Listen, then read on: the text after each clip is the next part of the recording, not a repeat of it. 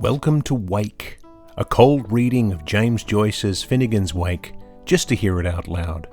Join Toby Malone and TJ Young, along with some special friends, as we puzzle our way through what we once thought was an unreadable book to produce a surprisingly listenable podcast. It is Friday, March 28th, 2025.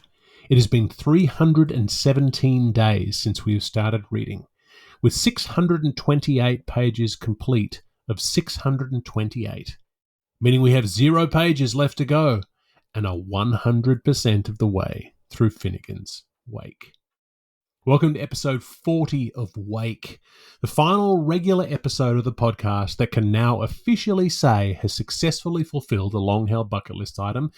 We have now read James Joyce's Finnegans Wake out loud just once. I'm your host, Toby Malone, joined for the last time by a man who has kept us on track and is surely slightly relieved to be off the hook, TJ Young. Hi, TJ. Hi, Toby. How's it going? I'm good.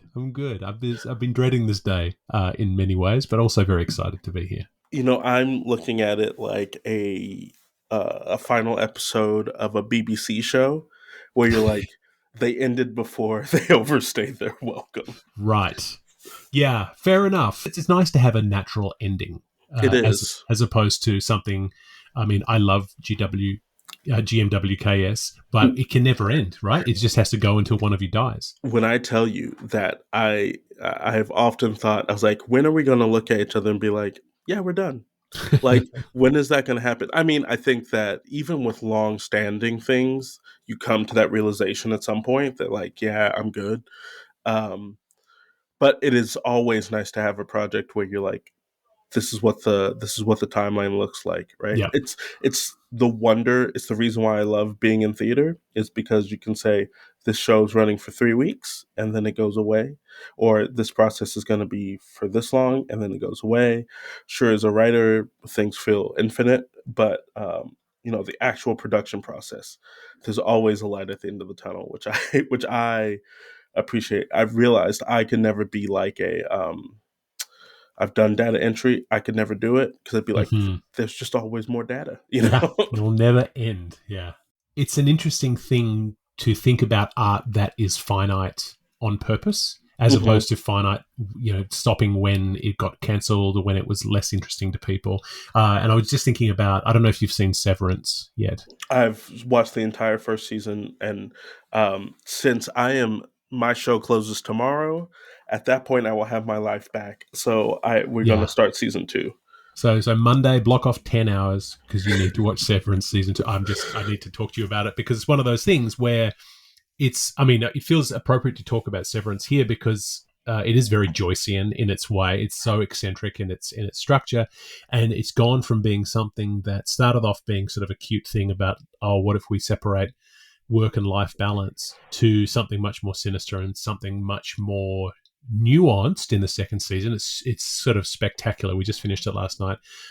Many of our listeners will have watched Severance and know what we're talking about. But the fact that show with 10 episodes per season probably will finish after maybe 3 or 4 seasons maximum, and whereas they could really draw out the string and like the other end of the spectrum is currently my family are slogging our way through How I Met Your Mother on Disney Plus, which we've seen, Meg and I've seen before, but the kids like those kinds of sitcoms, so we started watching it. It's 9 seasons, 24 episodes per season. It's too much.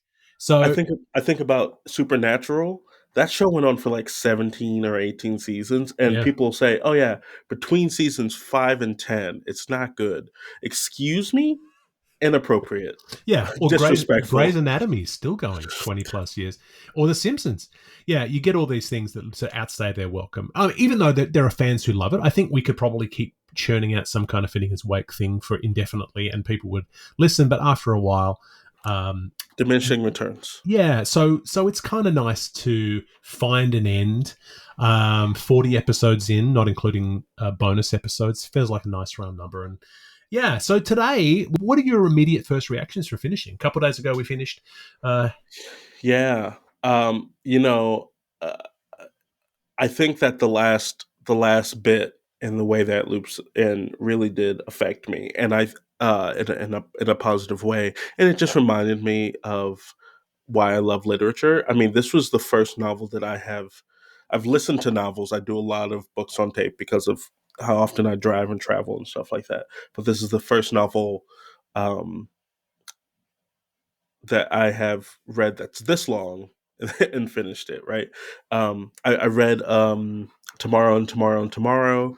It took me like 6 months. That book is tiny, but mostly I only read it when I was traveling, and I finished it on the plane to Italy, right? But this is one where uh, it's the first one that I felt like, oh, I'm reading a book. Like you know what I mean? Like I'm reading this Mm-hmm. thing. And it feels like a milestone in a really good way. Where Tomorrow and Tomorrow, Tomorrow, while a great book, felt kind of poppy. And I was like, oh, that's the thing I read, right? This feels like the like a tome that I feel like I have accomplished something in. Yeah, it's interesting that often you read a book and part of the drive is to just discover what happens at the end. So what is, who was the murderer, for Right. example? And so you go through 600 pages to be given that information, and maybe you get it, maybe you don't. But usually that's what drives you on. And so for something like this, which is 628 pages of no such thing, where Joyce promises nothing and we get nothing, we get something else. He takes away the need for resolution, to realize that there is no resolution because it's life, and life is cyclical, and we'll go until we die. And when we die, people will be sad briefly, and then we'll be forgotten, and the next generation will continue the same cycle. And so, and having that beauty toward the end, that last 10 pages, Yeah. that flows directly into the beginning, and it really made me understand why people go back. I think maybe I said this last episode. What made you go, oh yeah, of course you would continue going. The listeners didn't hear it because I cut it out of the edit. But one thing, here's a little Easter egg for episode 1 and also episode 39, is that the first line of the book, the River Run, was actually, so I actually started speaking that line from the last line of the last page, and then I cut out. So I got there mid flow. So you as opposed to me saying River Run, I was Right. halfway through the sentence already, and then I did the same thing for the final episode, where when I got to the last words, I carried on through River Run to the end of the first paragraph. And I realized I hadn't told Neil or you that I was going to be doing that in the last episode, but you both hung in there with me.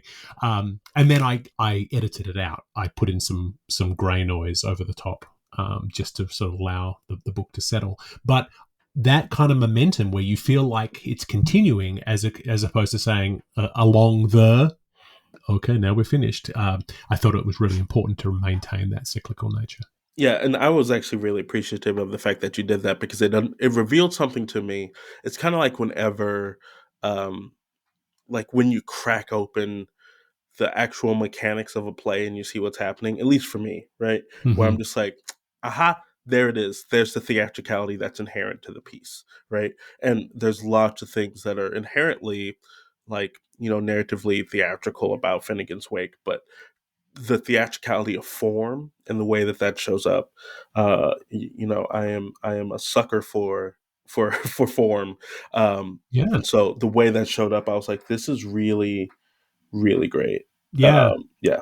I kind of love that revelation we stumbled across in the last episode, which was very much to note that none of this is a gimmick.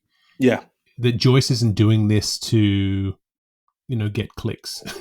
I mean, it's like when you think about, so to say, something like Harold Pinter, who has played with form, or Alan Ayckbourn, who plays with form, who sort of does things backwards or does things in multiple parts and then moves them around the stage, or like the play For Coloured Girls. Yeah. Plays like that where you've got different kinds of fragments of the play happening and the audience is supposed to put it all together.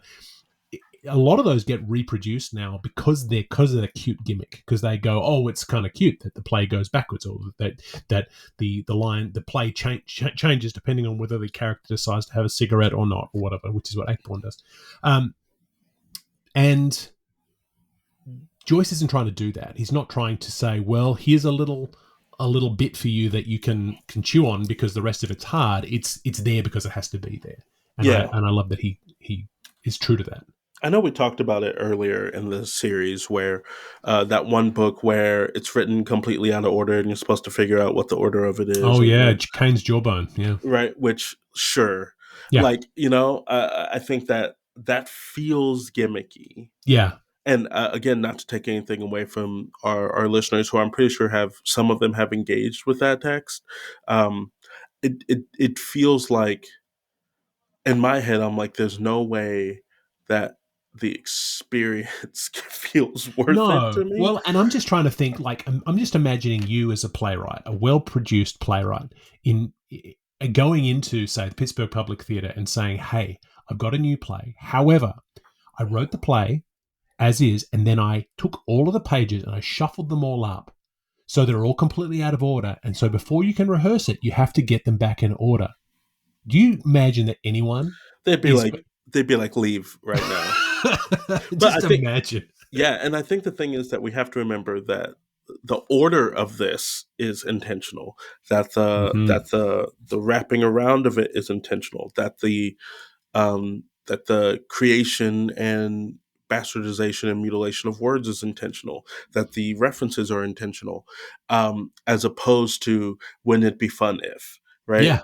Yes. And I, that is the thing that I am leaving with, and also the fact that it's okay to be confused, Mm-hmm. right? Because I don't know about you, but I'm often the person who, if I read a section of a book and I'm like, I don't know, right? I'll go back and I'll reread like the past like three Yeah. pages to be like, like, is there a tidbit that I'm missing? And then when I realize, oh no, there's no tidbit, this part just confuses me. Right.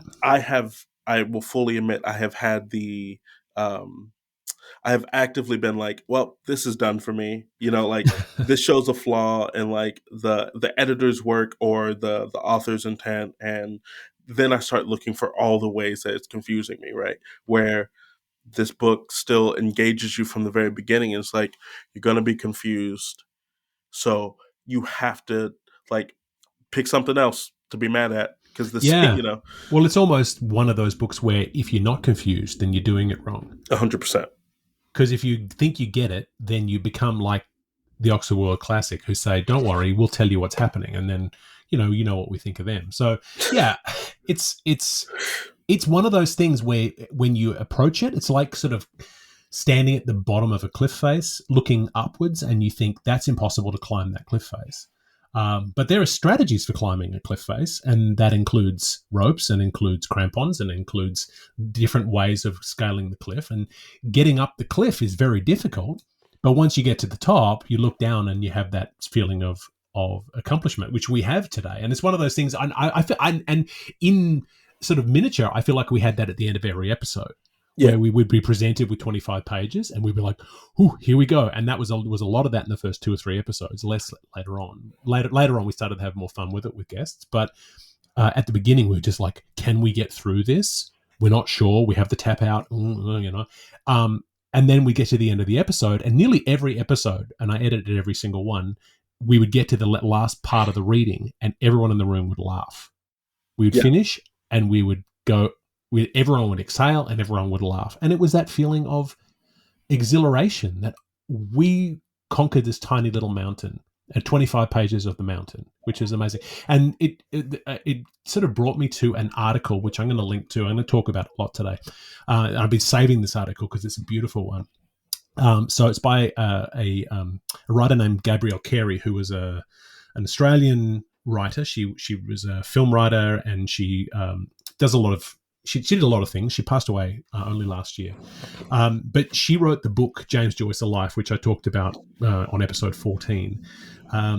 But she wrote an article for the Sydney Review of Books in 2021 called On Finishing Finnegans Wake, which was, she had a Finnegans Wake reading group that gathered for many, many years, and it accompanied her through the whole group.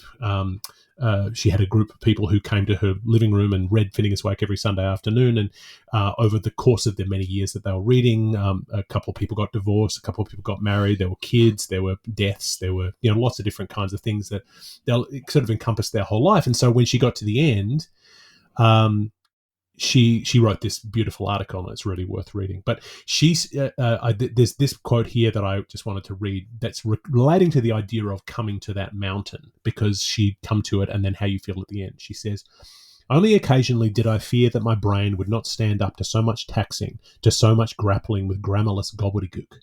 At times the effort feels physical.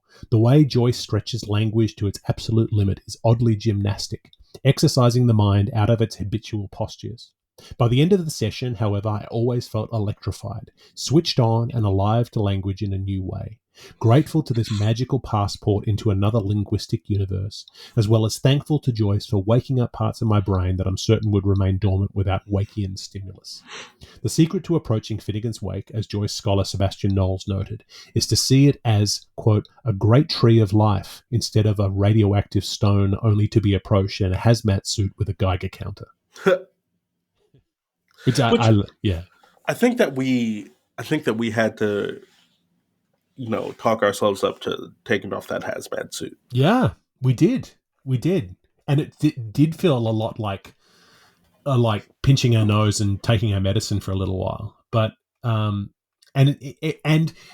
I'm so glad that we sort of almost immediately moved away from the performative, because I felt like it could have been a performative act of, look at us doing an impossible thing. And of course, there's part of that. We're releasing this publicly.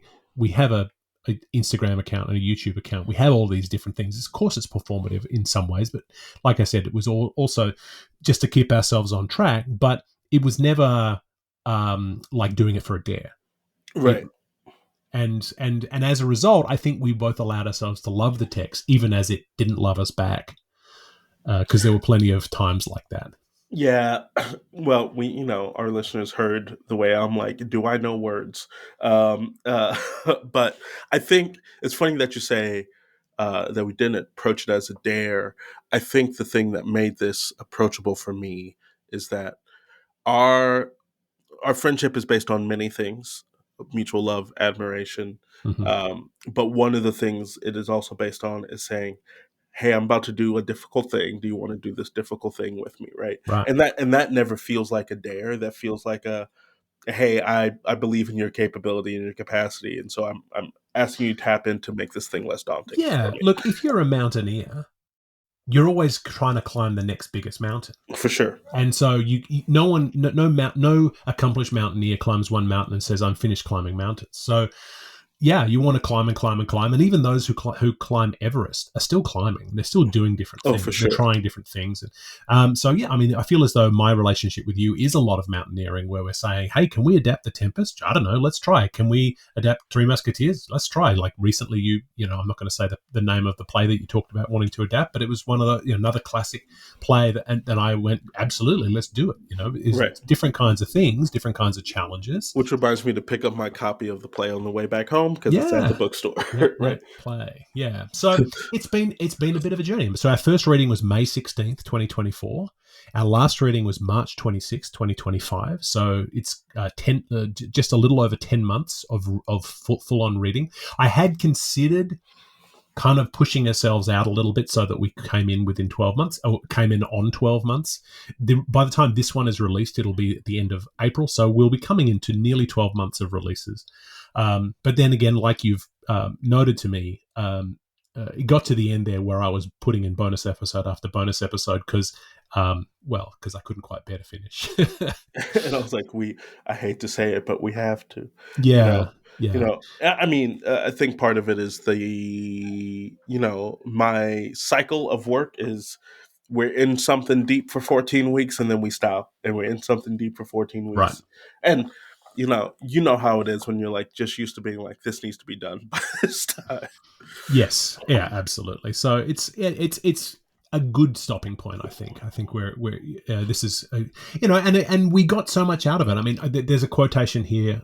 I'll keep coming back to a lot of these articles that Clifton Faderman in the New Yorker reviewed Finnegans Wake in 1939 when it first came out, and he was just like, I don't understand, but he tried gamely to review it, and I'll put the link in the show notes to this wonderful review. But he says, if you take Joyce in small doses, say a page at a time, and read him aloud, at least two things are apt to happen. First, the page will disclose a musical value apart from the meaning of the words.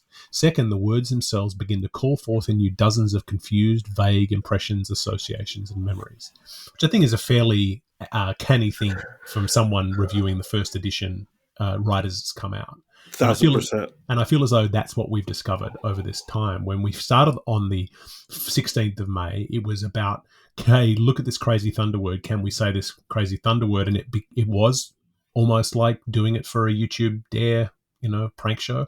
But that fell away pretty quickly. So here's a few stats. So the breakdown. So book one is 213 pages. It took us 97 days to read book one. There were 15 reading episodes, one summary episode, and one bonus episode, which was episode 0. Book 2 is 186 pages. Reading time was 55 days.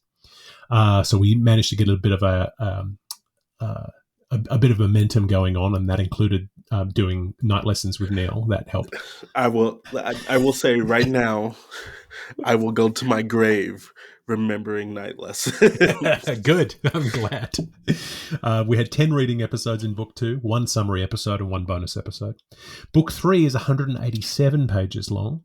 Reading time was 104 days, so nearly twice as long as book 2, but this is also because in that time we had 9 reading episodes, one summary episode, and 5 bonus episodes. This is when I noticed. I was like, Toby's arms are opening wide. He's taking it all in.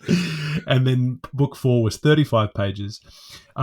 Reading time was 30 days. We had 2 reading episodes, 1 summary episode, and 5 bonus episodes. So in total, we had 36 reading episodes. We had 4 summary episodes, includes this one, and 13 bonus episodes. So it is important to note that I think around book 3 is when I was like, I'm in Italy, and then Thanksgiving happened, and then Christmas happened, and then New Year happened, and we're like, we just need to we allowed ourselves time to live our lives. Absolutely.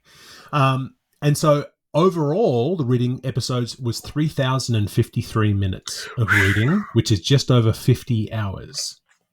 That's crazy. So I'm just going to play something for you. This is from episode 2. Episode 2. The actual reading felt like it was never going to happen, and then suddenly it's happened. So we're here. We've also released episodes on Spotify and Apple Podcasts, so you can subscribe to us over there. And that's mostly just to keep us accountable.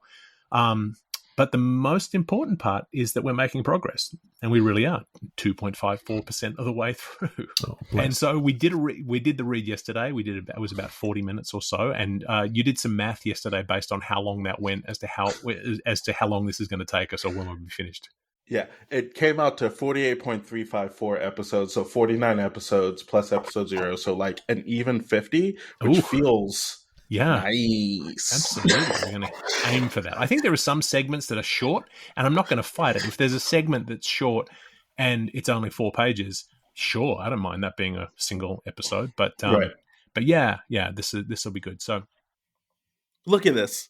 Look at amazing. So you said in episode 2 it would be 50 episodes. We ended up doing 53 or 54, I think, in terms of including bonuses. But 50 hours. It was exactly 50 hours, and you said 50 episodes. So you get that, hey, gold credit. Star. Absolutely. Hey, Mom, I can do algebra. Leave me alone. Yeah, I mean, I think the delay is kind of understandable, in the fact that it took us, we slowed down in episode 3 and 4, book 3 and 4, and I know that you were saying, oh, you were traveling and I was traveling and things like that, but I think it's also this sort of sense of going... Like we'd said off the cuff, we're just trying to finish, have read all of Joyce. But when the reality comes to it and you finally get to the precipice of actually finishing, there's a sort of a separation anxiety that comes with that, with going, wait, you want the credit of being able to say, I've read all of this writer, but then you also then, well, what happens when I don't have anything left to read? Like, I've kind of felt that way when I finished reading Shakespeare. And I think, I can't remember the last of Shakespeare's plays I read, probably Henry VIII or something, one of the bad histories. But you read it and then you go, oh, and then traditionally, when whatever the last thing you read is usually not the best thing. Of course, yeah. Right? You'll read someone's bestseller or the thing that changed your life, and then you go back and read their earlier stuff, and you won't like it as much, but then that can be a completist. So that's different here because no one's going to get to the end of Finnegans Wake and say, well, that was a bust. Yeah. But yeah.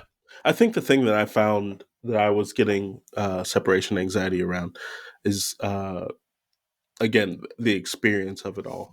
I think that as often as we've said, yeah, read it just once, I think that this will now become one of those books that sits on my shelf. So that way I can be like, there's a section. Yeah. There's a portion, there's a moment. Like my favorite novel of all time is Ralph Ellison's Invisible Man. Mm-hmm. It just came to me at a point in my life where I was like, this is what it feels like to be Black in America to me, right? And I think I've owned like 4 or 5 copies of that book. Whenever anybody's like, what should I read? I give them that book. And B, I don't constantly go back to that well, right? But I do pull sections from it. And I'm just like, this, like, the beginning section where he's high underground listening to jazz. I don't know what it is about that. I'm like, but I love that. Or like the section he's describing about how paint is made. And even for white paint, you still have to add a little bit of black. I'm like, that there's the beauty in the metaphor. Like, I go back to those things time and time again. And I feel like Finnegans Wake will become that for me. So I became less, and I didn't realize that until probably near the end of book 3. Right. And so because of that, like, there was less separation anxiety from the book and more separation anxiety from our process of approaching the book, if that makes sense. Yeah. Oh, yeah, I'm going to miss these recordings. I mean, which is probably the reason why we'll do something else after this, because this is fun to do. So would you be surprised if I said to you that I have never read The Invisible Man? I would not be surprised.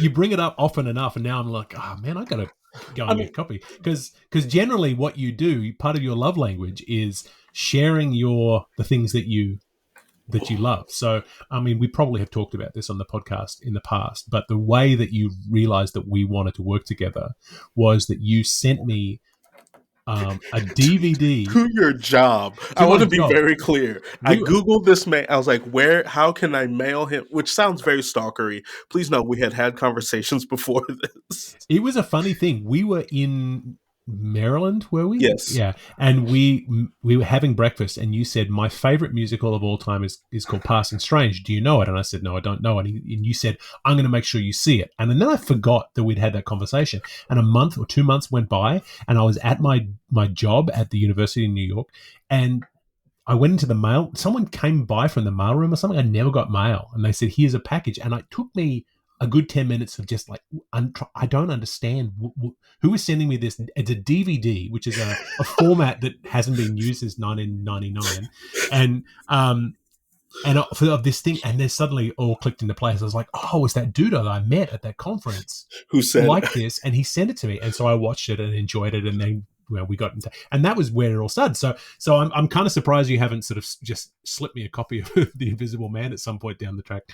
Well, I find that whenever I am really entranced by something, in that moment, I will send it to you, right? Like 8 Billion Genies. I was like, oh, he has to read 8 Billion Genies, so I sent it to you.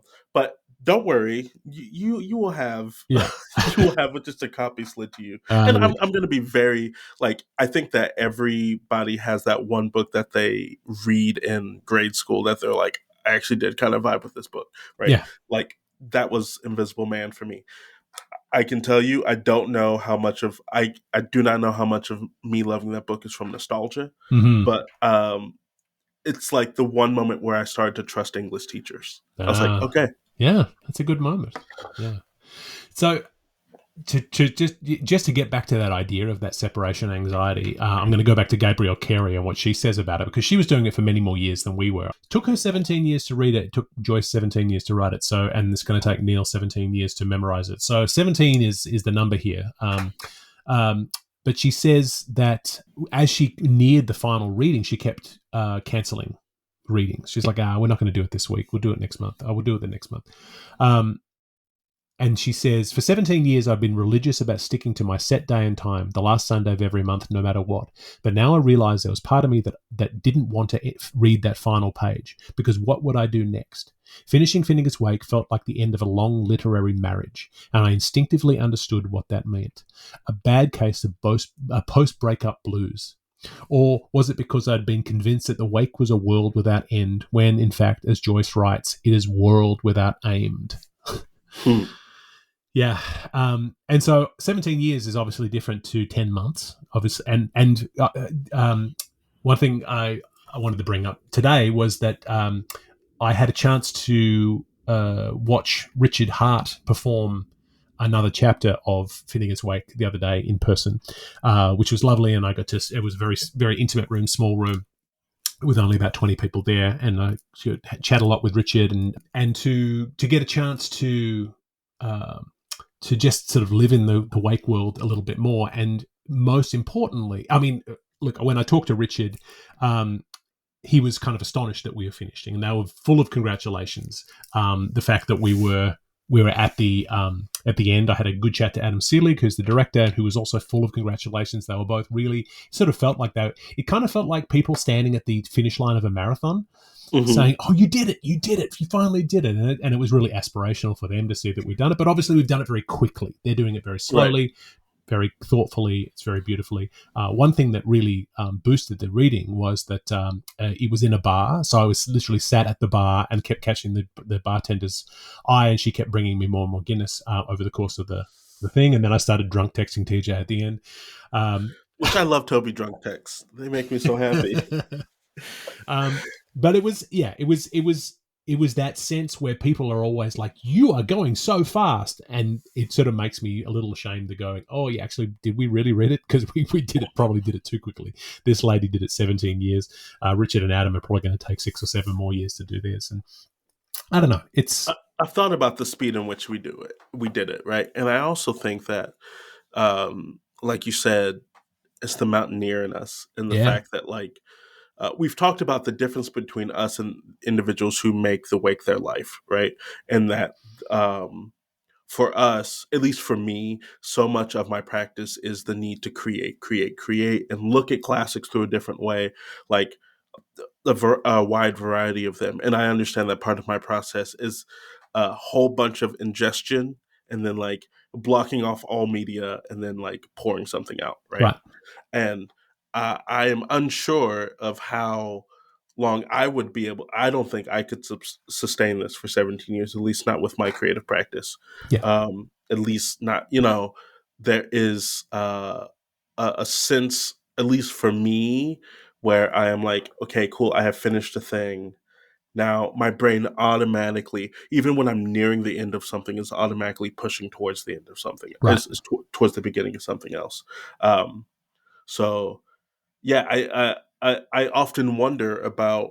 I think that the Wake filled a different space for us than it might for other people. Again, I think it's all valid, but it's just about what are you getting out of it? Yeah. Well, and you and I work together. I mean, we've done 4 or 5 plays together, but your plays and my plays. And so over the time we've known each other, and then we had that little company where we were doing things during the pandemic. And so there was bits and pieces. So we've always got a sort of a project on the go.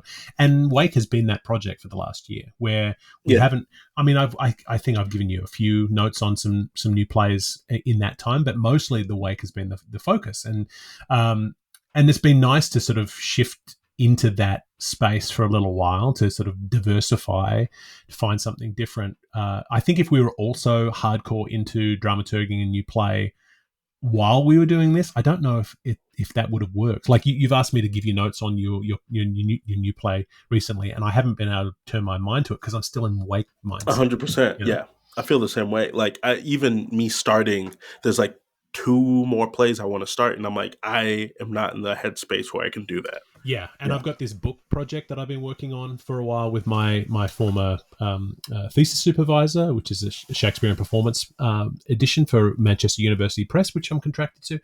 And even that, just I mean, obviously, there's obviously been other impediments. There's been some health concerns with my co-author because she is advanced in age and she's a legend and amazing, and I love her. But she hasn't been physically able to write, so I haven't been really inspired to write. But I've also been unable to find the brain space because of this project and it being done. And there's also a lot of brain space that comes with maintaining Instagram and uploading to YouTube and to sticking summaries on Reddit and all that kind of stuff, which is important. But it takes time. It takes time. Yeah, absolutely. And that's fine. I mean, now that this is finishing, maybe we're going to find something. My wife is certainly hoping that I'll be able to find a little bit of time with this done. She's like, come back to me. So it has been a real journey along the way. And one person who's been along with us for the journey, or maybe not physically, but I think spiritually has been along for the journey, has been who we've dubbed the Patron Saint of WAKE. I'm going to play a little clip from episode 0 now, just to give you a little good bit of context to show you in terms of the context of what we're talking about. So here is that. And I wanted to say that this podcast was inspired by one of my heroes, Michael Ian Black, who is a comedian who you almost certainly know from the world. He's in all the things. He has a podcast called Obscure, which he started, I don't know, must be close to a decade ago, where he was reading classic literature out loud and commenting on it as he goes. And he's very funny, and it's a very interesting podcast. And I love that he read Jude the Obscure, he read Frankenstein, he read Wuthering Heights, and now he's reading An American Tragedy. And he reads it, and he's reading it a cold reading, just like we're doing, so no real prep. And he reads it and then just comments on what he has. I don't have the comedic sensibility of Michael Ian Black in terms of being able to get any kind of humor out of what we're doing, and so I don't know about the commenting, but I do really subscribe to that idea of someone reading you something that you haven't read before. And I've that podcast has led me through 4 books that I never would have read or had meant to get around to. I mean, I meant to get around to Wuthering Heights one day, and then I read it through that podcast. So what I did was I got a copy of the book, and I would read ahead a chapter, and then he would catch up, and then I would read it. And I'm also in Michael's Patreon, and so I've been able to communicate a lot with him, and I'll let him know about Wake when it's up and running. He'll get in there. So that was from episode 0. So once that episode came out, so Michael was always very kind to us. He shared information inside of his Patreon to all of his listeners, saying, "Hey, one of our loyal listeners has a podcast. You should all go to listen to it." And so a lot of people who are listening now maybe have been along for the ride since then because of Michael. And then he was always very kind with responding to direct messages that we would send him. And so I reached out to him recently to say that we had finished the Wake, and just to sort of see what he thinks. And this is what he thinks. Toby, TJ, Michael Ian Black here, very famous, speaking to you today from my boudoir with a message of hearty congratulations. You did it. You finished reading James Joyce's Finnegans Wake. You cold read it. You commented on it as you went. You probably had a lot of smart shit to say about it, and probably a lot of dumb shit to say about it. I've never read it. Probably never will. Because what am I going to do? Read? Grow up. Toby, TJ, it's not easy to sit down in front of that microphone, pick up a work of classic literature, read it out loud, and comment on it as you go. And yet you took up the challenge. And here you are at the end of Wake, probably feeling so good about yourselves. And to that I say, well, you didn't do Odysseus. What was the other one? Odysseus? Wait, what? What's his other book? What's that one? Odysseus. Yeah, Odysseus. Wasn't that? Wasn't Prufrock? Did he write Prufrock? Is that a book? I mean, you went for Finnegans Wake.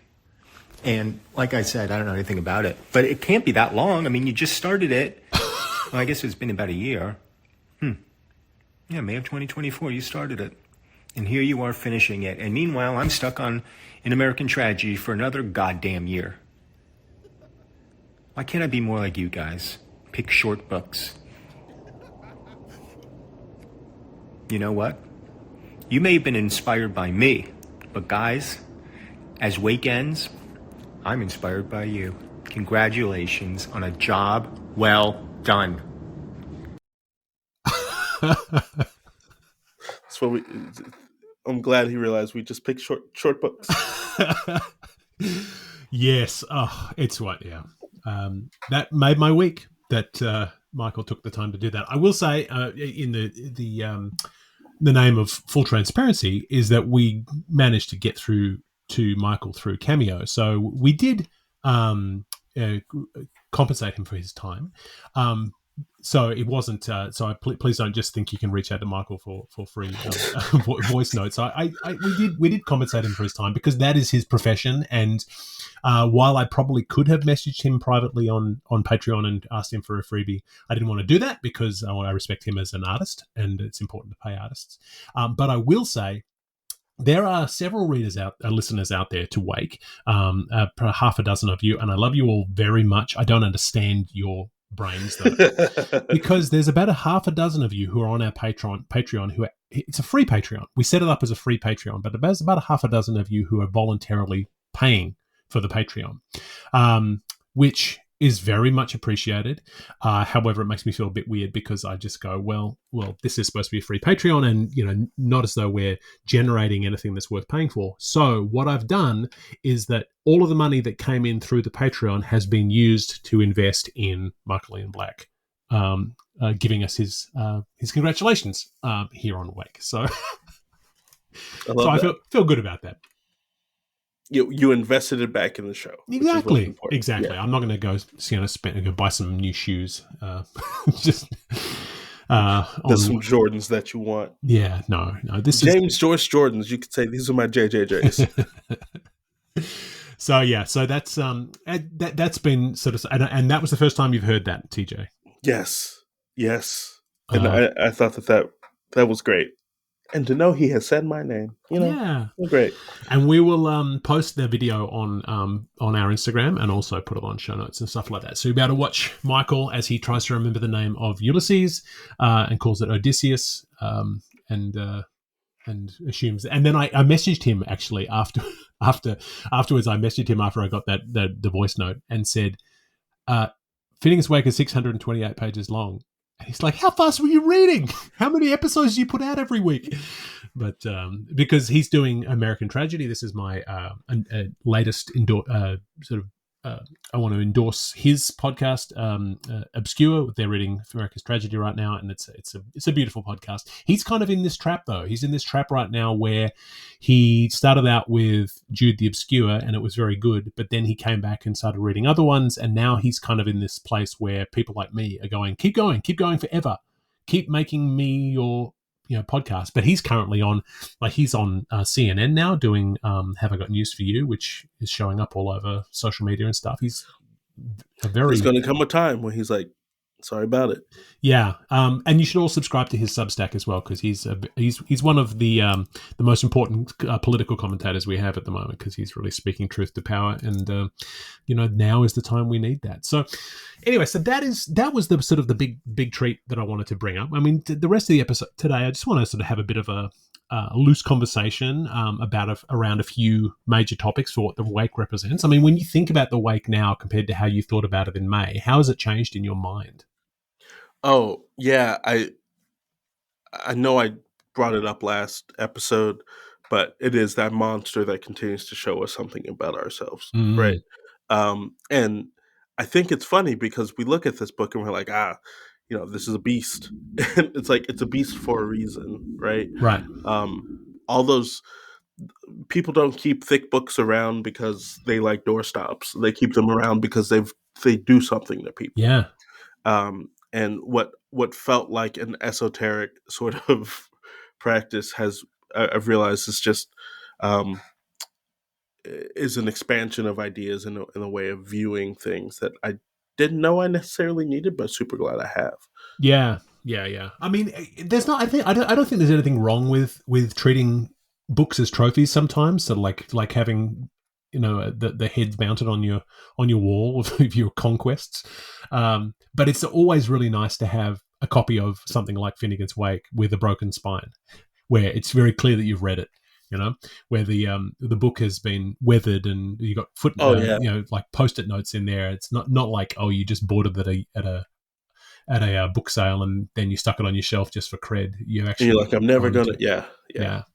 So that's it's important. I mean, I think you're right about the monster that keeps giving everything you need, because it's not just a book in so many ways. It's bigger than that, and it's trying to do more than that. And I feel as though that's just the bucket that Joyce had available to him at the time.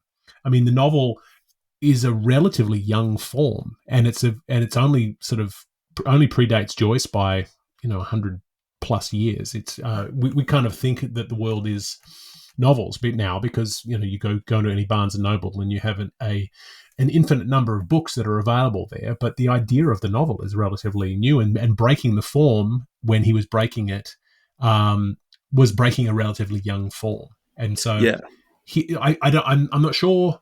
I mean, I know Joyce had an interest in the cinema. He was the manager of the first movie theatre in Dublin, which I'm sure we've talked about in the past, the Volta. It failed miserably. But and there were film versions, and I'll talk about that in a bit. But it's interesting that this was the form that he took. I guess it's because of mass production. I don't know what Joyce would be doing if he was writing today. And he tried different forms. He tried the theatre as well. Didn't do very well with that. So I guess this was the most likely way of getting a lot of ideas out to as many people as possible. Yeah, I think about talk about early novels. I think about Moby Dick, and how when Moby Dick came out, people are like, "What is this?" Mm-hmm. Right? Like it feels like a journal, but it also feels like part, biology lesson. It feels like it could be real. Like it felt like so many things at once. Right.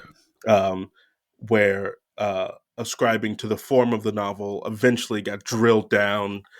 A, because of consumerism, and B, the way that we take in stories, right? But thinking about the fact that this is a form where there isn't a need for someone else to necessarily validate what you're doing in that same way.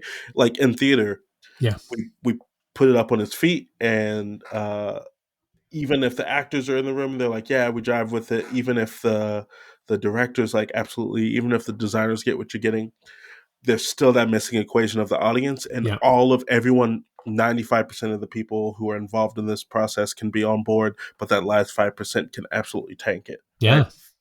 And not to say the same thing can't be said for the novel, but because it is in your hand and it is there, you are able to pour into it a little bit more, as opposed to watching a thing happen in front of you. Yeah.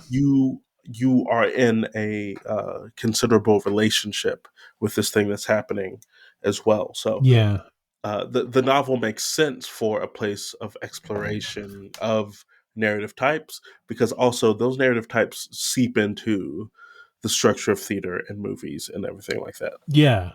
Well, and ultimately it becomes like a stadium-sized Rubik's Cube. Oh, yeah. Where with 10 million sides to it, and you can come across it 100,000 times and sort of fiddle around with it and try to turn the sides so that you to solve the Rubik's Cube, but you're never going to solve it because it's unsolvable. It's the same kind of idea that you can have it there and it can speak to you. I mean, we talk to lots of different people, Neil and both Neils and Peter, Bobby, a lot of people who have been revisiting this book over the course of their lives and reading it as young people, and then reading it as middle-aged people, and reading it as older people, and getting new stuff from it and taking away things with fresh eyes. And initially you'll read it early on because you're just trying to, because it's kind of like a bit of a lark, but now then suddenly it means more or less. So there are a lot of different perspectives on that. I mean, Frank Delaney, who is the great Joycean, he had the great podcast Rejoice, where he was reading through Ulysses, and that continued all the way up into his death, so 2010 through to 2017.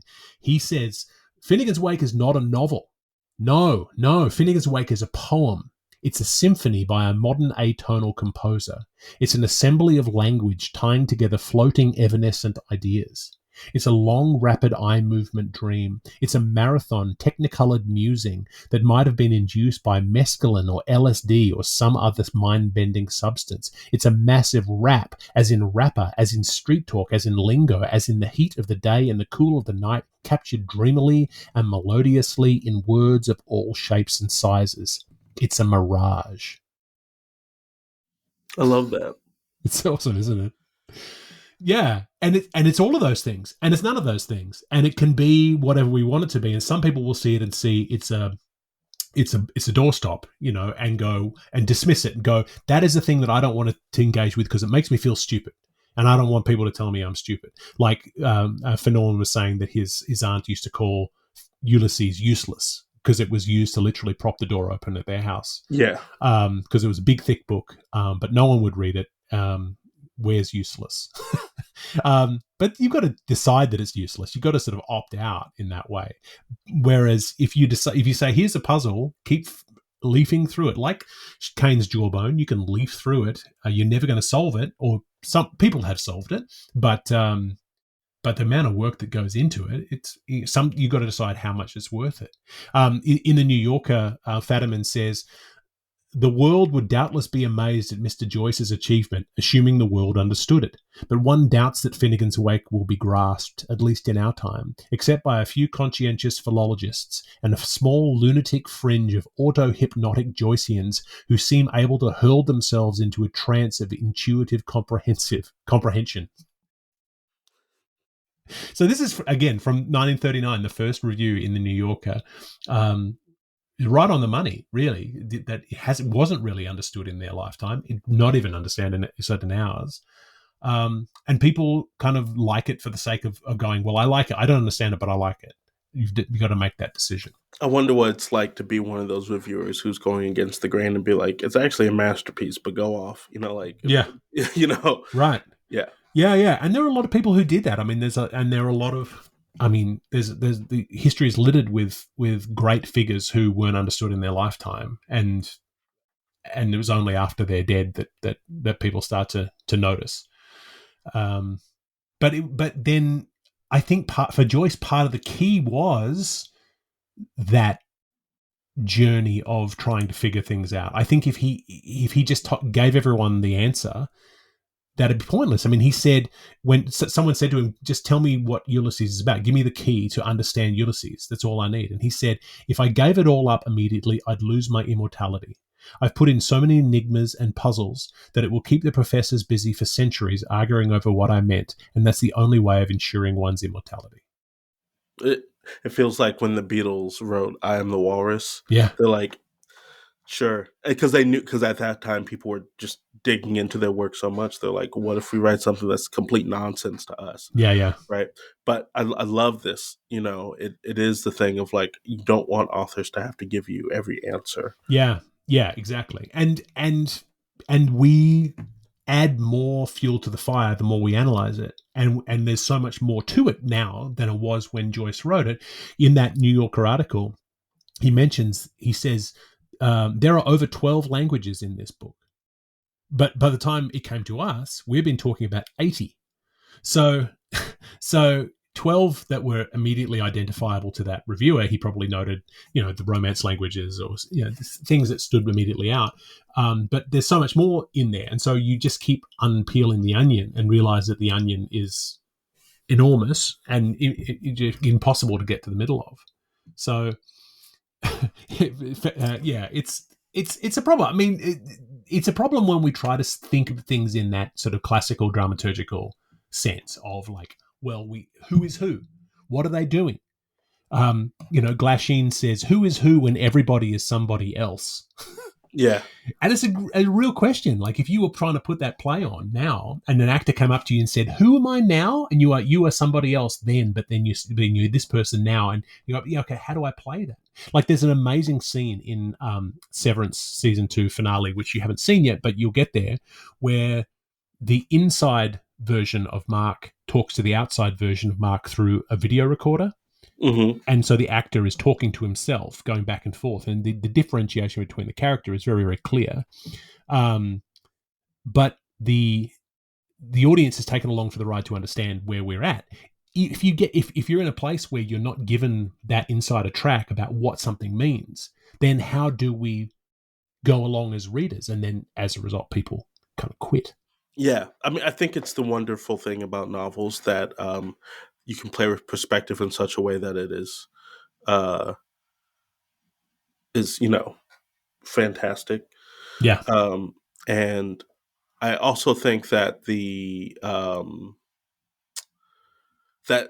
I feel like other novels have learned how to manipulate perspective by looking at books like this, right? There's a novel that I've read called No Gods, No Monsters, where 2/3 of the way through, like one line shifted the perspective for, and I was like, that's fantastic. You can't do that in any other medium. Right. Yeah. And I think that that's really great. Yeah.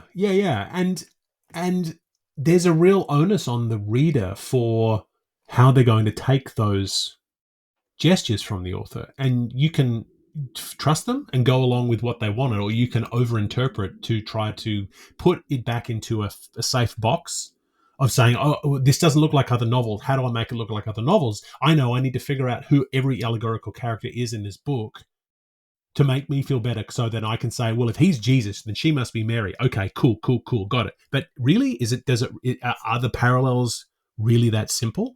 I mean, Ben Stock said the problem with identifying a Wake character by his associated historical or mythical prototype is often oversimplified and can be rather misleading. Very often, two of Joyce's characters are served by a single prototype or share the characteristics of a single personage. And there's that problem of sort of, obviously, of going, how can these two distinctive figures be within this one man? How do I break that down? And that becomes a reader problem, not an author problem. 100%. And I think that that's the great thing about this book, is that it requires you to participate. Yeah, and really buy into what that is, which can seem strange to an outsider, someone who's looking and going, "Why would you read this?" Why, which is why the Thunder word is always the favorite thing for people to break out and say, "Hey, check this party trick. I'm going to show you the 100-letter word." I mean, but if I feel as though the Thunder word could potentially be considered Joyce's one gimmick, because those are pretty gimmicky. I mean, he could have that exact same phrase, but with the spaces in between, and we wouldn't notice as much. So it is a little bit of a gimmick, but it's been gimmickized by the reader or by editors who have really sort of leaned on it to say, look at this crazy thing. But, it's, I don't know, in that New Yorker article, when trying to identify why people are interested in Finnegans Wake, he says, is it a cult or an addiction, a magic spell or an intoxication? When Thornton Wilder finally gave up his obsession with Finnegans Wake, he described it as renouncing that drug and bequeathed his Wakean apparatus to a friend and 2 addicts in England. Yeah. I love that. So his book is essentially is his like needle, his gear. It's an interesting thing. I mean, you need to. Just like the climbing the mountain, you need to find a toehold somewhere. Yes. Yeah, and so I don't know. Is it any different to the people who try to recite pi to the No, well, I feel like the people who try to recite pi, I'm like, that's a mathematical thing that has a use, and you are not using it for what it's for, right? Like that feels like a party trick, mm-hmm. And I'm like, who are you showing off for? Where, yeah, Mm-hmm. but it's the same. It's the same thing. Whenever I feel like it's the people reciting pi is the same thing. If they're like, oh, I can recite the first 47 minutes of this movie. I'm like, Yeah. to what end? Yeah. And then the people who try to ascribe meaning where there is no meaning. Where Yeah. if you said to Joyce, "Oh, I found this thing," he'd go, "Did you? I didn't write that." But like we've talked about it before about your plays, where people take things out of it, and you go, "Oh, great, whatever you say."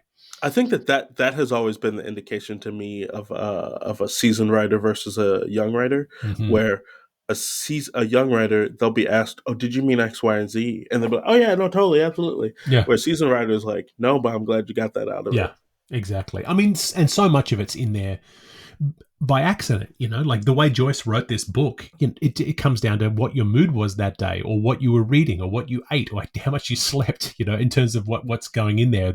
I mean, obviously it happened over 17 years, and he was very fastidious about one end. But one of my favorite stories about the Wake was revolves around Samuel Beckett, who was helping Joyce transcribe the Wake, and Joyce was reciting out loud, and Beckett was writing things down, and then someone knocked at the door, and Joyce said, "Come in," and so Beckett included "come in" into the text, Really? accidentally, and then later on, Joyce is reading it back, and he said, "What is this 'come in'?" And Beckett told him, and Joyce said, "Yeah, cool, leave it in there."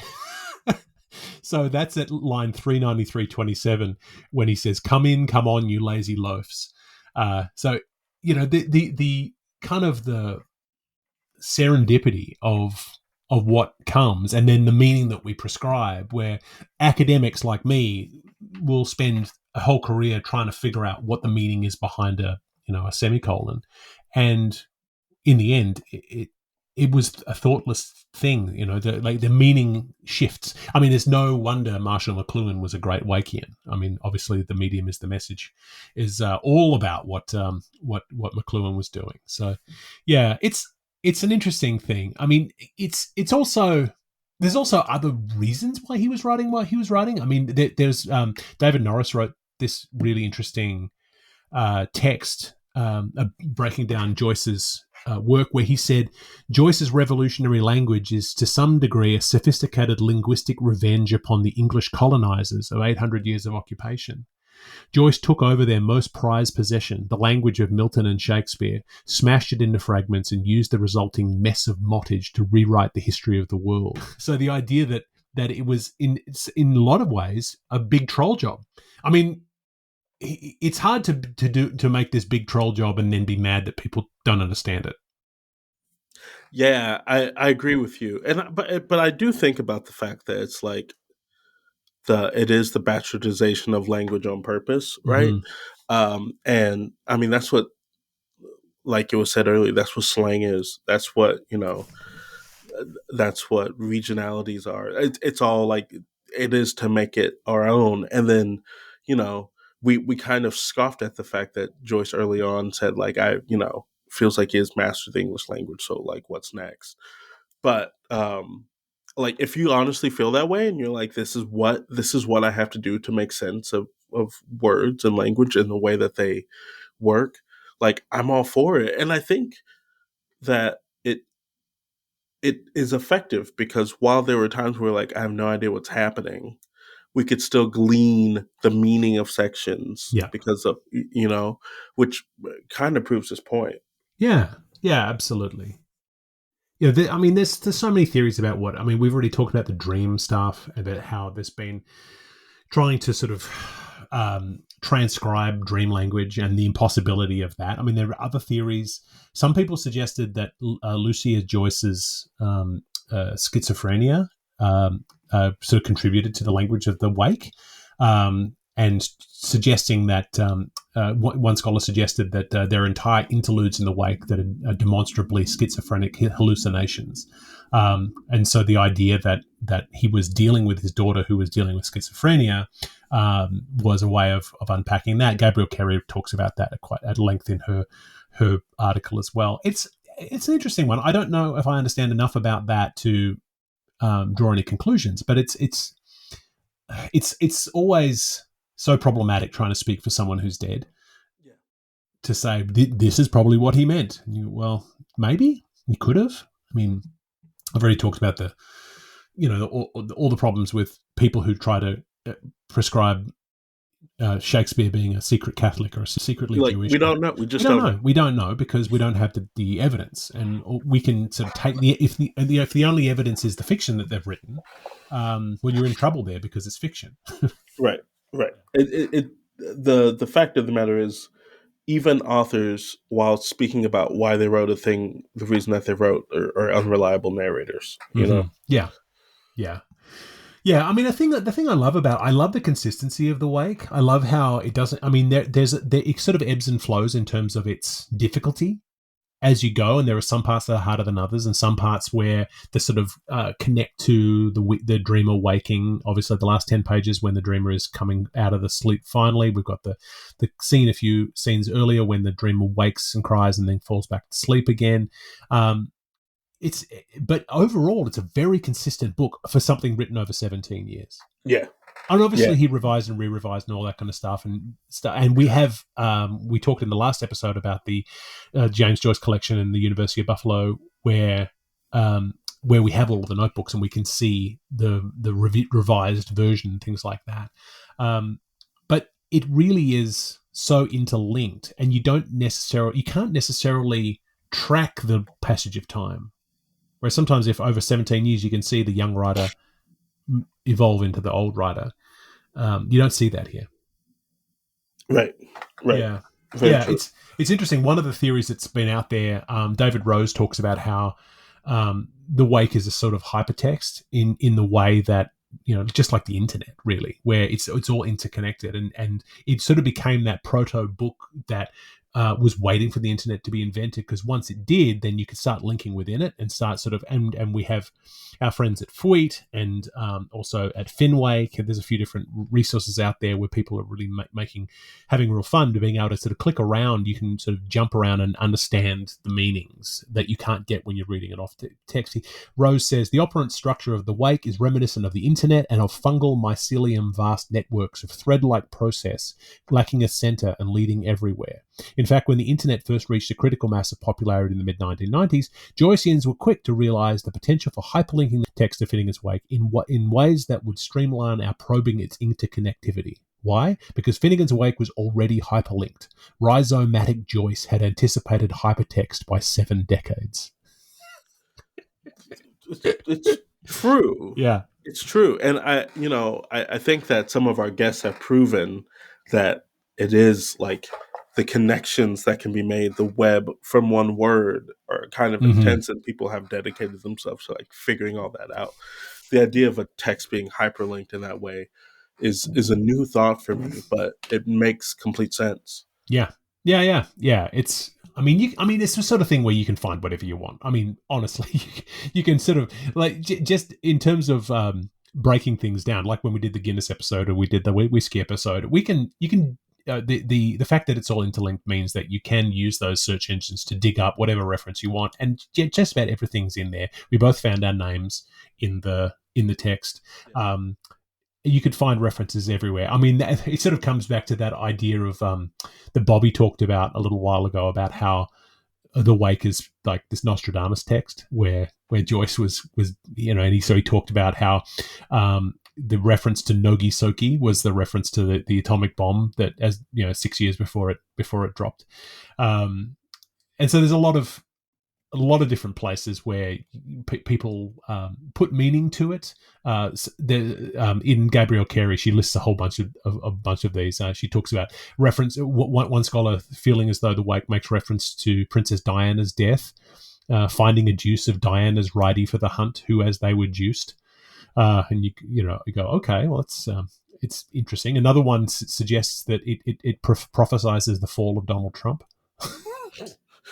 Come on! Here's hoping. In the Ballad of Percy Riley, so snug he was in his hotel premises sumptuous, but soon will bonfire all his trash tricks and trumpery. And 'tis shorts till Sheriff Clancy will be winding up his unlimited company. So. Hopefully sooner rather than later. He's hoping, yeah. So, there's a Joyce scholar out there who wrote an article called Joyce Redamus. foretelling the age of Trump in Finnegans Wake. And then there's another reference to Conor McGregor winning UFC title match in the text. I obviously It's that's all Simpsons of nonsense. books, Yeah, exactly, yeah. I mean, it has just this broad ranging appeal. In that book David Collard's book that I mentioned a few weeks ago, the multiple Joyce, which again I'll link to in the show notes. Really, really worth reading. He sort of really goes into, because what he's trying to do is write 100 essays about Joyce, and so after a while he runs out of sort of the meaty stuff, and so he starts sort of digging into sort of some kind of tenuous things. And one of the things that he found was that there was a character in the children's cartoon series Monsters High. Yeah. So there was a character in and I don't know if you're familiar with this series, TJ. I am. You talking about the character Finnegans Wake? Yeah. So there's a character called Finnegans Wake who is like a merman character, but he's in a wheelchair because he's a fish, so he needs a wheelchair to get around. But his name is Finnegans Wake, obviously being like the wake that a dolphin leaves, and Finnegan for the pun. But Collard talks about that as though the children who are watching this Monsters High thing would understand that. Or Not the parents. Yeah, it's a weird thing. There's another one where in there he talks about this perfumer from Italy called Mirko Buffini, who came up with this series of 10 fragrances, like perfume and cologne, called the HCE collection of perfumes. See, here's the thing: you get the people who have read the book and they're like, "Hey, I have an idea," right? Yeah, but then you're not walking through Sears and you go, "Hey, the HCE collection, just what I need." I mean, most people, and so there are 10 different fragrances which are Finnegan, From, Gigot, Herma, Mr. Fry, NNN, Wake, Woid, Youth, and Zeet. All references to Finnegans Wake. This is a pretty deep in the weeds now. We're talking about that as this kind of commodity. I mean, there are other ones. There was a brewing company in Victoria, British Columbia called the Hoyne Brewing Company, who have their Irish stout is called Finnegan's Irish Stout, and it's got a picture of Joyce on the label. But love it. But that's easy. That's a good one. I mean, you don't need to know the book to enjoy that beer. So shout out to Hoyne Brewing Company. Please sponsor this episode. Yes. Yeah. Yeah, so it's a weird one because I spend a lot of time whenever I go into a bookshop. I always look in the Joyce section just to see what's out. There's nearly never a Finnegans Wake of anything. There's lots because they're like, we're not going to move it. Yeah, usually lots of Dubliners, and sometimes a Ulysses, but very rarely do I see editions of the Wake. Or if I do, it's the one that we're reading, so I don't need that one. So yeah, it's not exactly one that jumps out at you. I kind of assumed that the more we read it, the more we'd start seeing in the world. But really, it remains niche. Yeah. I mean, I have very learned individuals as colleagues, and I was like, I'm reading Finnegans Wake, and they're like, what? Right? And these are people who have translated like The Good Person of Szechuan, yeah. So, people who have they do stuff in the world, and they're like, not I. Yeah, and I'm like, cool. Yeah. It's well, I mean, it's hard. It's hard. I mean, we had fun with it, but we still found it hard. And I think if it weren't for the fact that we're fairly stubborn, and because we both didn't want to let each other down, we just kept going. And then suddenly we had listeners, and then that was that. Sort of fixated on getting it out. But just the book as it is hard. I mean, if you want to talk about how hard it could be, what about all the translations of Finnegans Wake into other languages? I still think about that. That's crazy to me. Like Dai Kongrong translated the first book, just book one. So how many pages did we say that was? Like 150 pages or something like that. Took him 8 years to translate just book one, and it's 775 pages long with notes.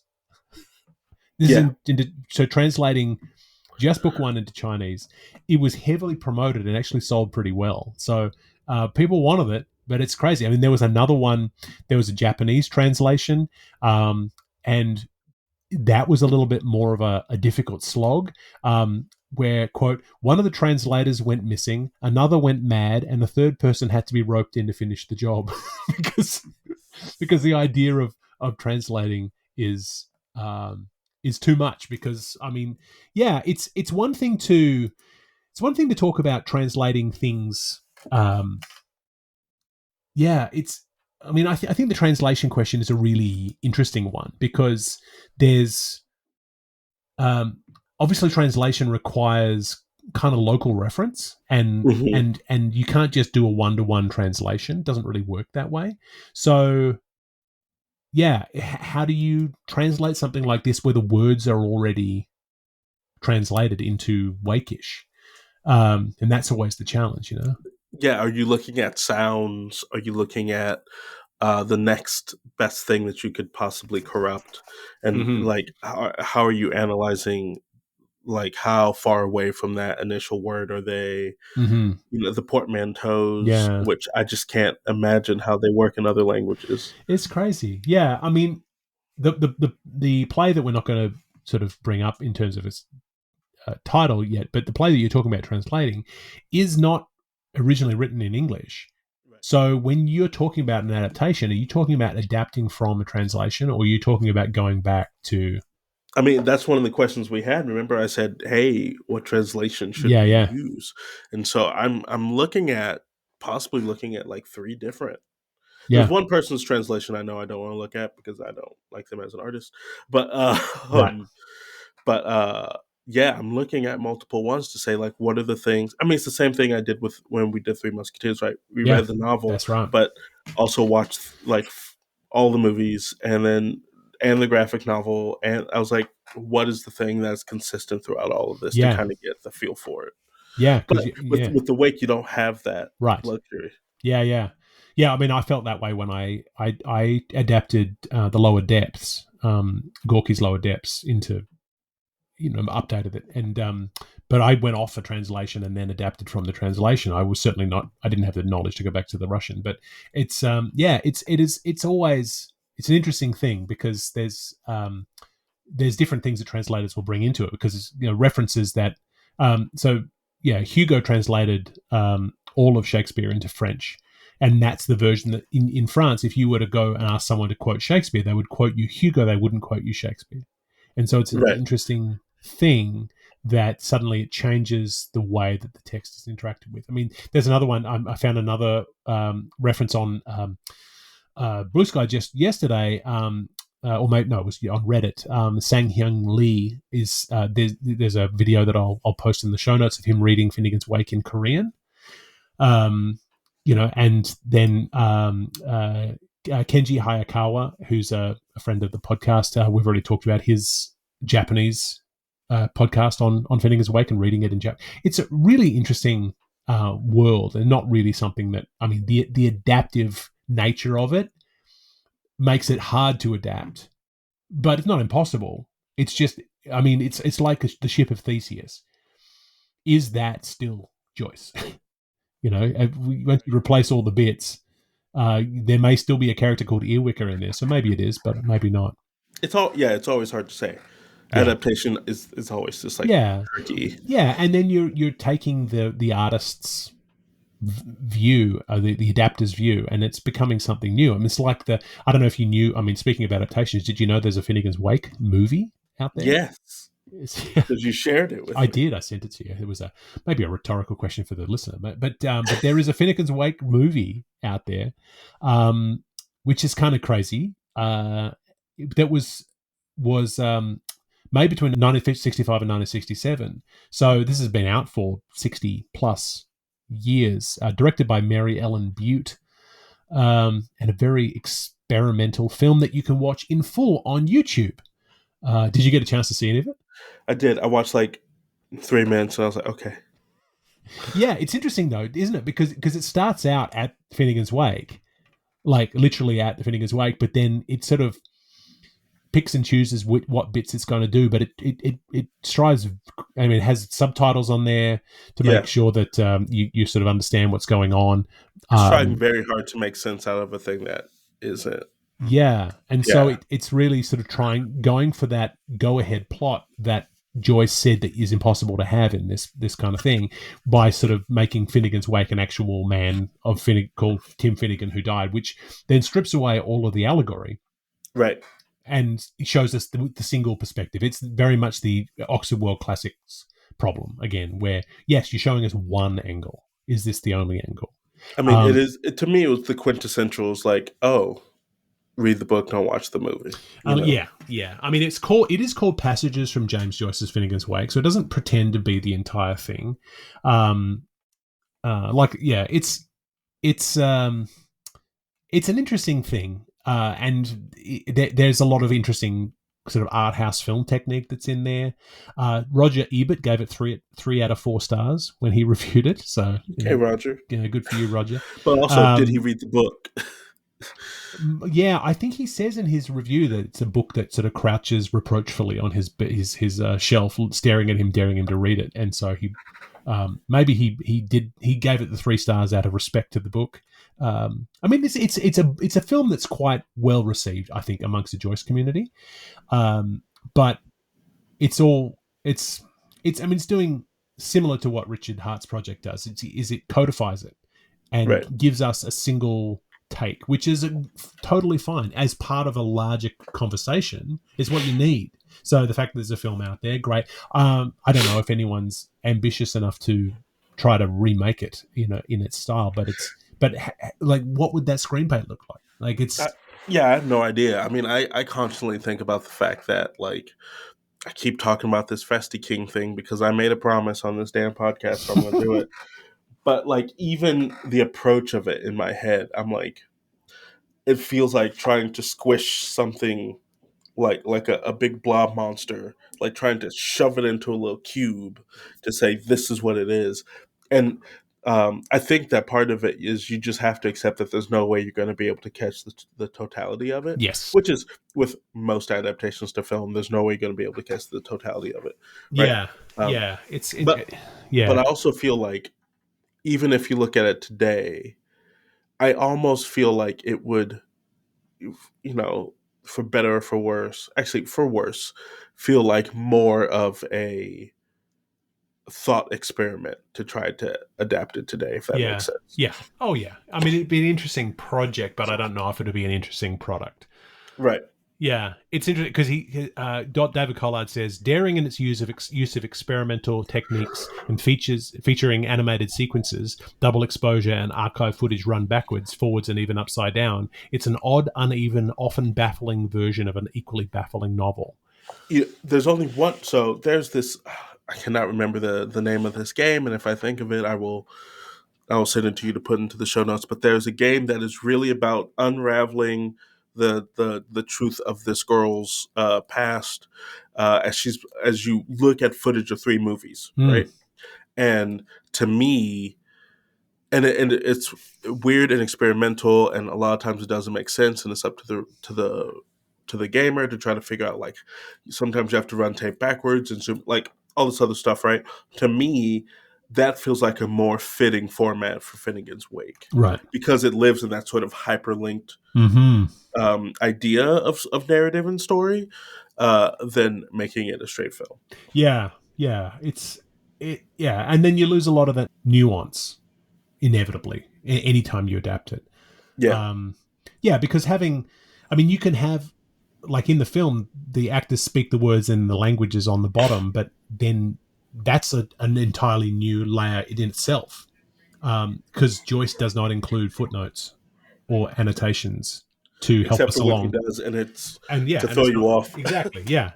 You can decide for yourself, watch it on YouTube. It's not very long. It's not even 2 hours long. But it's a slot. I mean, there was another film version of Joyce that came out around the same time, a film adaptation of Ulysses, which was better received, which is quite beloved now. Features Milo O'Shea as Leopold Bloom. But it was hugely controversial in 1967 when it came out, and it premiered at Cannes, and it was jeered. People rioted, like we love our theatre riots. People were crazy. We love good riots. Yeah, absolutely.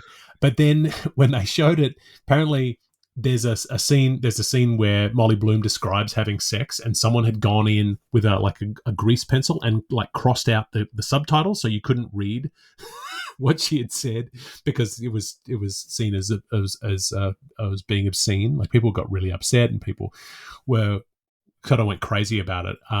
People people were injured in the fights.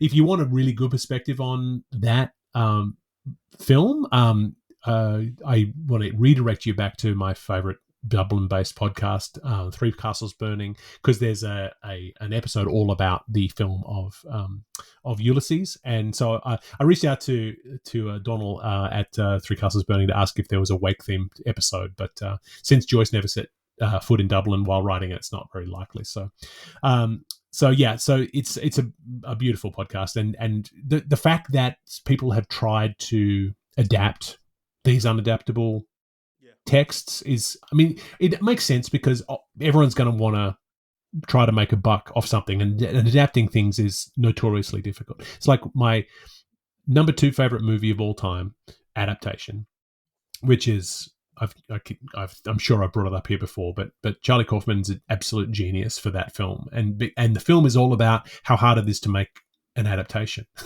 because you're adapting an unadaptable novel. And so he said, okay, I'm going to put myself in it as a character who's having a hard time adapting this novel, and it works. It's so brilliant, and still the only fictional character ever nominated for an Oscar.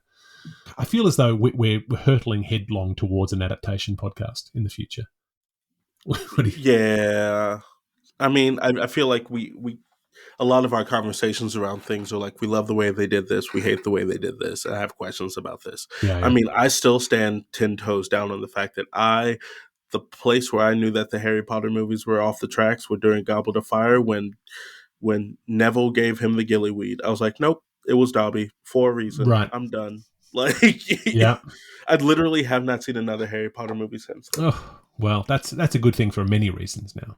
But I just remember at the time, people were so confused as to why. I was like, this plays, it's essential to Dobby's character arc, and the fact that they mess with it, I'm good. Yeah. That's adaptation is a tricky business. It is. And here I am. I live in it. So maybe there's something coming in the future. We don't know. It's been a really interesting journey, like the things that we've gone through. I mean, we've used a lot of really useful resources. We've talked about them a lot, Finnwake.com and Fweet. Peter Quadrino has a really useful Finnwake blog. There's the Chicken's Guide to Finnegans Wake, which we haven't really used very much, but it's also really good out there. And the Buffalo James Joyce collection. There's so much. So many resources that are available to unpack Finnegans Wake. This feels like the right era in which to take it on. I think if you were reading it in 1940, it would be very, very difficult to get all the way through without that kind of help. And you don't need that much help. Like, I find that using Fweet to sort of contextualize things is fine in isolation, like if you really need to know what it means. But I think stopping is like, so our friends at the reading groups, there's a lot of reading groups around the place, one in Ukraine, one in Venice, California, one in New York, the one at Sweeney's in Dublin. The analysis is a big part of it, and so using these resources is important to sort of understand why things mean what they mean, but kind of takes the fun out of it for me in lots of ways. I love figuring it. I love talking about it and trying to navigate it first, and then trying to see what other people say afterwards. Yeah. Or what you can pick out or bits and pieces. Yeah, my edition is full of underlines and circles and highlighters and I love that. I love that I can flip open at any page and I'll find a line that tickled us at the time where we'll just be like, haha, that was funny. Which begs the question. Have you landed on your tattoo phrase? I knew that was coming up. You did this to yourself. I did this to myself. I'm in two minds. I'm in two minds right now. Three. I have three candidates right now. So when we first pitched this, I assumed that something would come up. It would be some kind of sort of pretentious phrase would come up, and then it would be sort of a fairly easy decision. but I'm finding the challenge is the context, because you need to make sure that the context, you've got enough context in there that it's not going to be completely nonsensical to anyone seeing it on your, when you're standing in the Starbucks and you've got a line of a thunder word on your arm. Not that it's all about other people, but it's not irrelevant. Like, you don't want to spend every Thanksgiving for the rest of your life having to say, oh yeah, it's a reference to Finnegans Wake. Oh yes, it's a book that we've read. Oh, like it becomes Understandable. Yeah. You know what I mean? And so that's sort of part of the challenge, is that is how do you do that? The other challenge is how do you find something that's meaningful? Because you can find something that's meaningful that you stumbled across. It's very likely that there was something hugely meaningful spoken in the wake at some point while one or the other of us were reading, and that would have been the perfect tattoo that we completely missed. That we just glossed over, or I was busy posting the snap of the recording to Instagram while you were saying something, and maybe that was the exact phrase that I should have had tattooed on my face.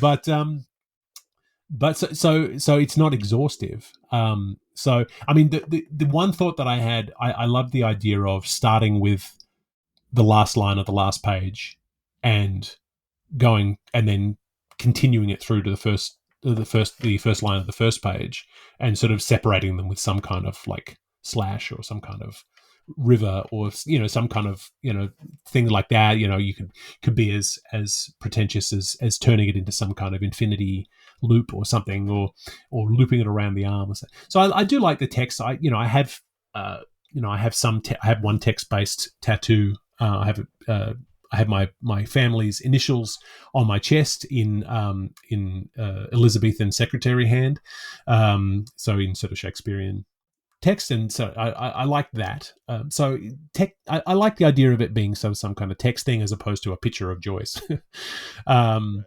So that was the first line.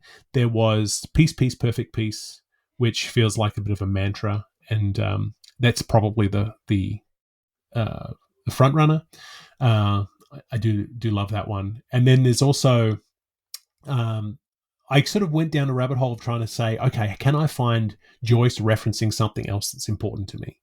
And so I found, there's a line in The Ballad of Percy Riley where he says Sophocles, Shakespeare, pseudo Danto, anonymoses, where he's referencing Shakespeare and Moses and Sophocles, and so I'm like, oh, as a theatre historian and a Joycean, maybe. But then again, I just, it's not exactly, it's not hitting for me. It's not quite there.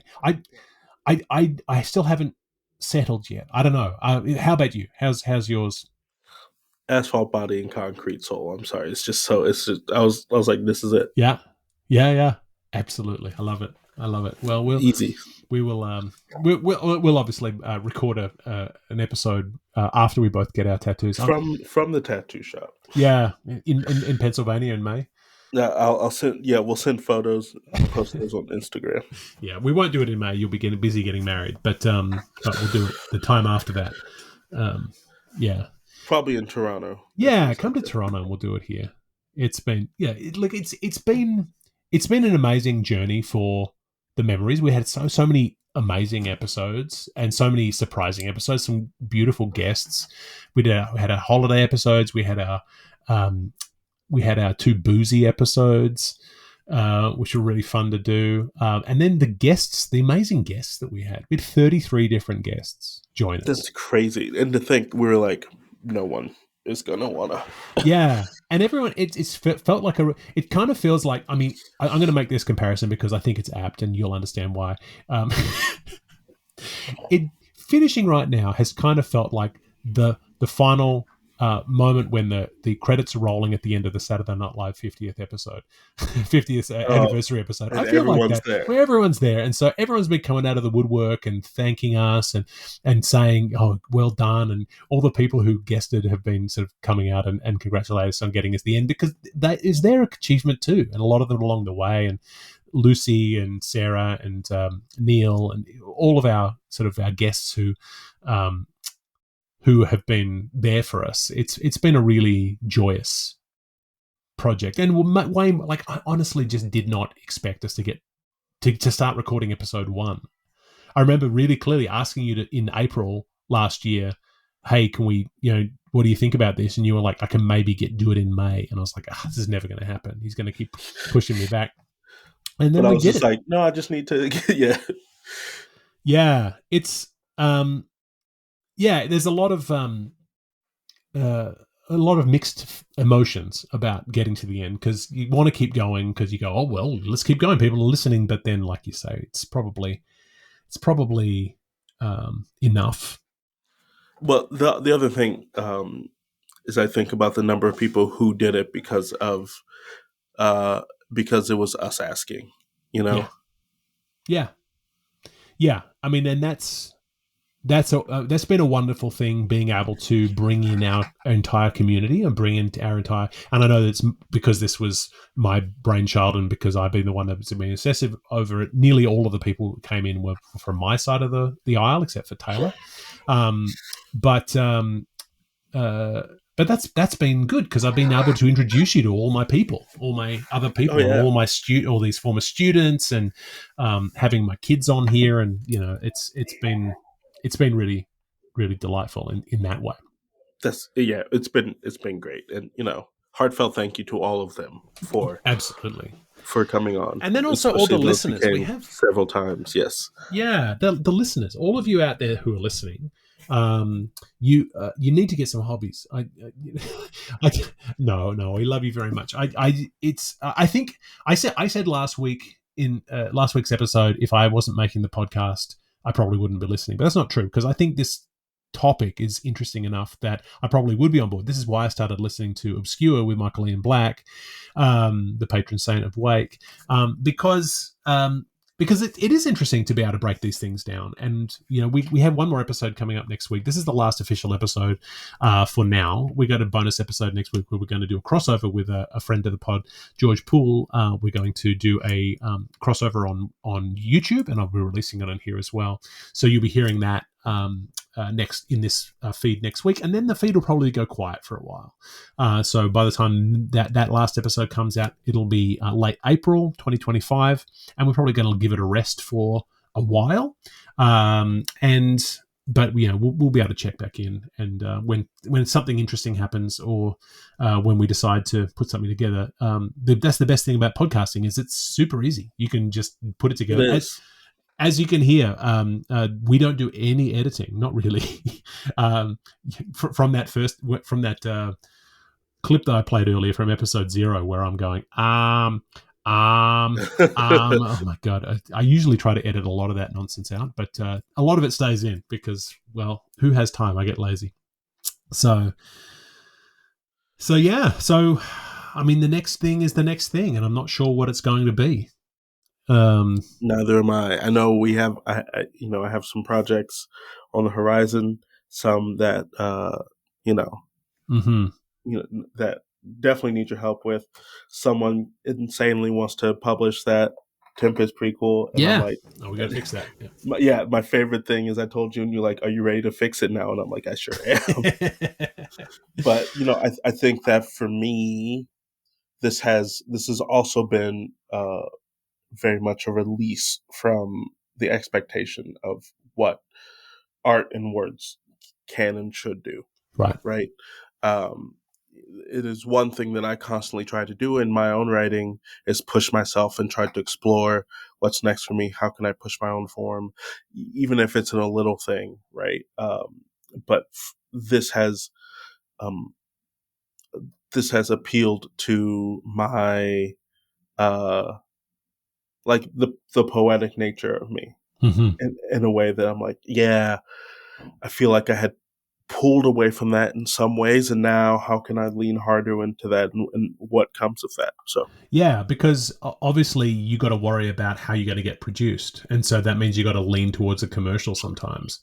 And if you do that too much, then suddenly you become a commercial playwright, and you're only making stuff that is going to play well in Peoria, and that's fine, but you want to make sure that you're still tapping back into that artistic side where you're doing something that is risky. it's one of the things that we keep talking about is the fact that there are times where you and I will look at a project and we're like, and this play is not an opus. It's not pulling anything from deep down in the soul. Is 100% going to give me a paycheck. Yeah. And we're like, as long as we recognize what that is. Yeah. Yeah. Right? Absolutely. Yeah. And so sometimes I wish I could be like James Joyce and have just the ability to be like, I'm going to screw off to a foreign country for 70 years. Maybe. Yeah, I guess. But then, I mean, the flip side is our dear friend Neil, who refuses to sell out for the greatest of reasons. But then of course, he's stuck in that limbo of going, I've got great art. Will anyone please pay me for it? And people go, yeah, but where's your screwball comedy? We'll produce your comedy set at a ski lodge. And he goes, well, I don't want to write that. And they go, well, okay, that's what we want to produce this week. So, yeah, so you have the ability to go broad, but then you can always come back. Yeah, absolutely. Absolutely. Look, I feel like this episode has had more endings than Lord of the Rings. So, so maybe... Which is why I've only, I'm telling on myself, I've only seen the Lord of the Rings movie, each of them once. Oh, okay. Because I was all like, I don't need to do that again. Yeah. I watched them all the day they came out, each one a year apart, and was really into them at the time.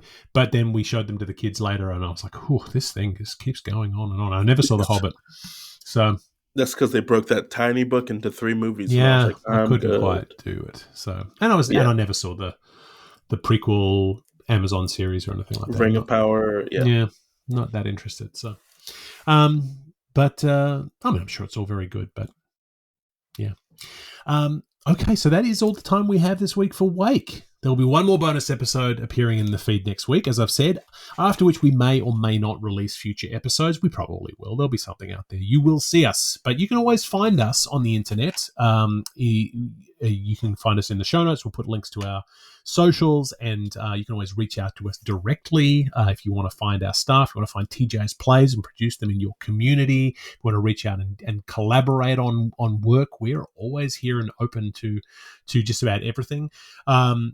So, yeah, I mean, I don't know. I'm not sure what will induce us to come back, but it'll be something fun. So, for one last time, I've been Toby Malone, joined as ever by TJ Young. Absolutely astounded that we got here. So thank you for reading along with us, for supporting us every step of the way, for downloading our episodes, for welcoming us into your communities, being kind when some of our approaches were clumsy at best. We've loved being part of the wider Joyce and Wake communities and hope that Wake has proved a useful resource to you as you've wrestled with this text. We wish a fond farewell to HCE, ALP, Sean, Shem, and Izzy, and we're proud of you all for sticking this through and keeping this hugely important text alive. See you in the future, dreamers, schemers, and redeemers. This has been Wake, a cold reading of James Joyce's Finnegans Wake, just to hear it out loud. If you've made it this far, thank you for your dedication. Join us next week for another segment of Finnegans Wake and a chat about what we've found. Wake is a Moon Street Media podcast, engineered by TJ Young and Toby Malone. Our theme song is The Ballad of Perso Riley, arranged and performed by Meg Logue after James Joyce. Wake is recorded in Canada, where Finnegans Wake is in the public domain. For community and bonus content, join us at our free Patreon at patreon.com/wakepod. If you have questions about Finnegans Wake, don't ask us. We're just as confused as you are. See you next week.